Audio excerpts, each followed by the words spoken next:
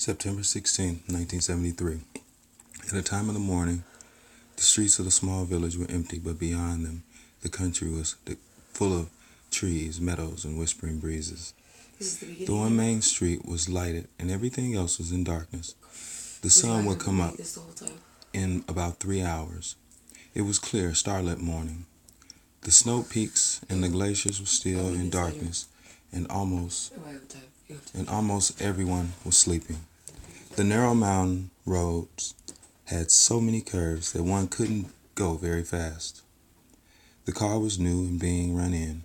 It was a beautiful car, powerful with good lines. In the morning air, the motor ran most efficiently. On the auto route, it was a thing of beauty, and as it climbed, it took every corner, steady as a rock. The dawn was there, the shape of the trees and the long line of the hills, the vineyards. It was going to be a lovely morning. It was cool and pleasant among the hills. The sun was up and there was dew on leaves and meadows. He always liked machinery. He dismantled the motor of a car when it ran. It was good as new. When you are driving, meditation seems to come so naturally. You are not aware of the countryside, the houses, the farmers. You are aware of the countryside, the houses, the farmers, the field, the make of the passing car, the blue sky, and the leaves. You are not even aware that meditation is going on. This meditation that began ages ago and will go on endlessly. Time isn't a factor in meditation, nor the word which is the meditator. There is no meditator in meditation. If there is, it is not meditation. The meditator is a word, thought, and time, and so subject to change, to the comings and goings. It's a flower that blooms and dies. Time is movement. You are still on the bank of a river, watching the waters, the current, the things floating by. When you're in the water, there's no watcher. Beauty is not in the mere expression. It's in the abandonment of the word and expression, the canvas and the book.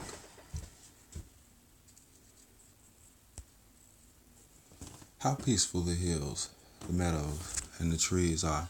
The whole country is bathed in the light of passing morning.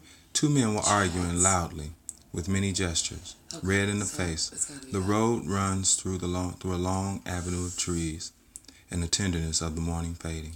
The sea stretched before you, and the smell of eucalyptus was in the air. He was a short man, lean and hard of muscle.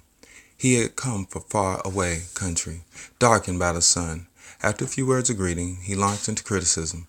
How easy it is to criticize without knowing what actually are the facts, he said.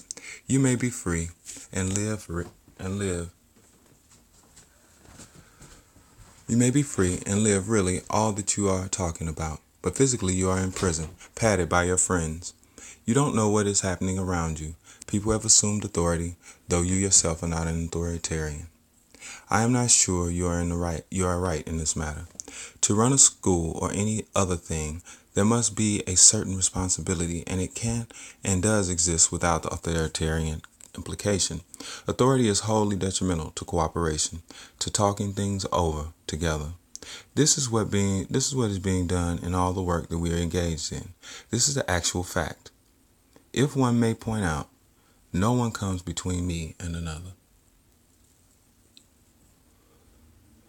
What you are saying is of the utmost importance. All that you write and say should be printed and circulated by a small group of people who are serious and dedicated. The world is exploding and passing you by. I am afraid, again, you are not fully aware of what is happening. At one time, a small group took the responsibility of circulating what has been said. Now, too, a small group has undertaken the same responsibility. Again, if one may point out, you are not aware of what is going on. He made various criticisms, but they were based on assumptions and passing opinions. Without defending, one pointed out what was actually taking place. But how strange human beings are. The hills were receding, and the noise of daily life was around one. And the coming and going, sorrow and pleasure. A single tree on a hillock was the beauty of the land. A deep down In the valley was a stream, and beside it ran a railroad. You must leave the world to see the beauty of that stream.